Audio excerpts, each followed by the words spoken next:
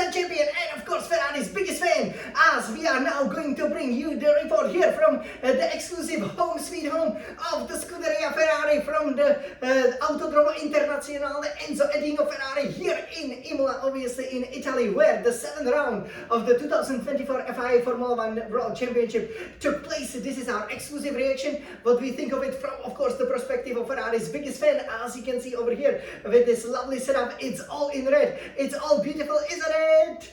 Of course it is. So you guys, we will tell you how the race went, because I was actually, obviously, heading towards home. It's always very, very nice, right? We had a pretty good race, in Miami, and we are really looking forward, to this weekend, starting in Imola and then going to Monaco as the European leg of the season officially kickstarts. And, it's really, really exciting, especially with regards to, how the championship table is looking up. And also, this would be the race, because obviously the second quarter of the season would start. So this would be the race where Scuderia Ferrari, where we would bring in the updates, right? So the first major updates for the car would be presented here, and it was really interesting then to see how well we would do. So what do you think? Did we win the race?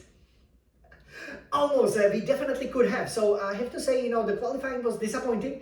As you could have watched, for example, from that hard lap, Imola is a lot about riding the curbs, right? And especially nowadays, with a lot of the gravel trap, what happened, in a race is that basically the qualifying, can still be quite important. But as you've probably seen in my own, qualifying performance and how I perform in a race, actually it might not be such a big deal if you are able to get a good getaway. So, for us starting third and fourth, courtesy of obviously the penalty to Piastri, who then dropped, to fifth, we were in the second row, and obviously the goal was, to win. But we would have had to get ahead of the Red Bull and the McLaren, which we didn't manage to do at the beginning. And, that was a bit of an issue. So obviously, everybody started on the mediums. I thought, pretty much everybody, the reactions were very similar. So, your top five was as it was, right, at the beginning. So, it kind of settled down. Verstappen was able to build a bit of a gap to Norris. Leclerc obviously, was pushing hard, trying, to overtake Norris. But you would always have like these periods where we would, for example, be faster than the McLaren. Then we would be slower. So, we never really, gotten the chance, to attack, right? So, because as you've probably seen, for example, if you watch the, the race live, there is 100% chance of a safety car in Imola, right? So, basically we did know that the undercut would be quite powerful, but we also knew, for example, that despite that being powerful, you would drop down back in traffic. And remember what happened to, for example, Hamilton, when he couldn't overtake Gasly. I think it was 2 years ago, right? Because last year's race was cancelled. So great to be in Imola, especially at the track that's named after the Ferrari founder and the son. And Michael Schumacher won here 8 times. Wow, that's really fantastic. And we were hoping that one of the Ferrari drivers would do that. Well, we had a 1-2, at around, I believe it was around lap 25, when obviously Norris and Verstappen both stopped. So, at that point, we really needed a safety car, because if we would then be 1 and 2, I believe we would have been able, to get the Red Bulls and McLarens. So, again, we had a very consistent pace, but, we didn't get into any troubles, started high up the grid. So, in the championship it's looking good, but it's a little bit disappointing when obviously all the tifosis, were there expecting, a big race. But pretty much it was then a tactical battle between the two guys who fought out for the Miami victory. As then, once we switched to the hard tires, obviously, Sainz lost, that position, to Piastri. There's probably not much he could have done, because Piastri was flying on the hard tire, especially, at the beginning. So once we decided to extend it, we would know that we would lose the position to him. But the important part was that obviously we were then able to, for example, benefit greatly from the safety car like Norris did. But sadly, the safety car never came. There was, again, pretty much, most of the guys did a pretty good job. Only Perez and Hamilton had some excursions, coming down the Rivase and Acqua Minerale. So overall, it was a tactical race.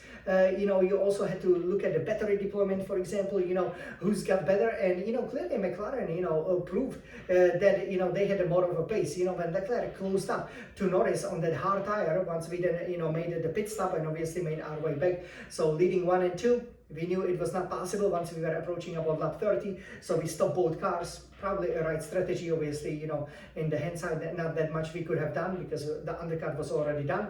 We were hoping that, for example, Leclerc would overtake Norris and maybe have gotten, closer to Verstappen, because we knew that Perez, Verstappen's teammate, was struggling on the hard tires, right? So, sometimes what happens is that one car obviously can be very, very good, for example, on a certain compound, like, for example, Red Bull on the mediums, and maybe they are not so good, for example, on the hards. Ferrari, I thought, we were really good, on both compounds, also in qualifying just a couple of tenths, but clearly, we were not so good at riding the curbs. So also when we closed down to Norris, we were not able to overtake him. Then he would sped up and, push Verstappen very hard for a victory. But overall, it's good to have an Imola podium, but we cannot be happy with the third place. So what I would suggest is, I don't want to be critical, of course, of Leclerc and Sainz, but obviously now me being so fast, of course, I have to say that, you have to be a little bit aggressive, on the start, especially in the first laps, take some of the gambles, and, it is possible to overtake at Imola, even though the track is relatively narrow, but you just have to sometimes go for it. And again, with regards to the Sainz, for example, as we will see now here very shortly, finish 15 seconds behind Leclerc, he also needs to up his pace a little bit. Obviously, he will be leaving, and we will, wish him all the best as Lewis Hamilton is coming. He had a really good race. We are very excited about it, but he needs to play, that role as well, because, losing a position to Piastri, it's not that great. So over here, overall, of course, disappointing race. This is a home race, so we want to get a 1-2, or at least get a victory, when we get only the lowest step on a podium. It's a little bit disappointing, especially with such a beautiful fashion. Still, I'm spoiled by that HP sponsorship. I don't know what you guys think about it. Actually, it doesn't look so bad, but yeah, why not make it white? Please, Scuderia Ferrari designers, do make that logo white. The blue, on that red doesn't look that good. Well, okay, let's take a look at the classifications of the 7th round over here of the championship. As we will turn our beautiful red iMac, so we can see over here. So obviously, Verstappen over here won by just 0.7 seconds from Norris. Leclerc, Sainz had a good race, but the fact that Piastri still got us, and maybe Piastri was actually maybe the best bet for a win over here. It's slightly disappointing, but yeah, overall, ahead of Benzis. So if we look at the overall position in the championship over here, we can then see that clearly. As Verstappen is leading with 161 points. The good thing is that Perez had such a poor race, relatively speaking, only finishing in 8th. So Leclerc actually leapfrogged him. So he's on 113 points, which means, that right now Leclerc is 48 points behind. And, Monaco is coming up. I'm sure he can win there. The title challenge could be back on, the next time you see my beautiful race report. Perez 107, Norris, obviously good races, overtook Sainz over here, 101 points. Sainz with 93 is the last person, I guess, last driver who has a chance of, having a shot at the title. The rest of the guys, they are kind of out of it. And if we take a look over here at the constructors, so here it's looking actually pretty good for Scuderia Ferrari. You can see Oracle Red Bull Racing leading with 268 points. Scuderia Ferrari 212, nice number. Well, look at that HP, they are just a sponsor, right? They don't design the car. How come, it is designed like this way on the official Formula 1 website? McLaren with 154. I don't think they will post the thread, but, pretty much Mercedes-Benz with Aston Martin, they are now out of it. So, for us, you can see that you can get 44 points, from the race. So, Red Bull will maintain the lead after Monaco, but, we are staying very, very close. And that's very, very important, because that's where we want to be. Again, the upgrades, they will be much more. We will see, obviously, after Monaco, just how good the upgrades are.